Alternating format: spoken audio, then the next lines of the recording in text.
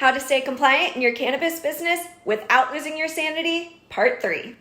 Hey, I'm Bree. I'm a cannabis compliance consultant, and I help build and scale stronger compliance teams.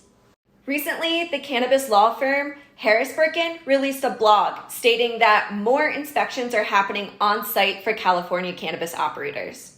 Today, we're talking METRC actions that you should do every single day within your operation upon opening up your operation for the day.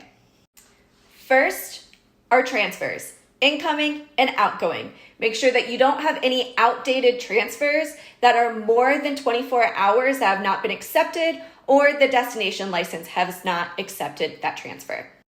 Number 2, negative inventory. You can have negative inventory in your harvest batch for growers or in your packages for the rest of the supply chain and for growers for post-harvest material.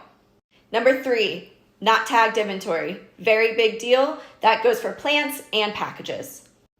And number 4, ghost weight. What is this? How to identify? This is a really big deal and the biggest challenge that I see in operators.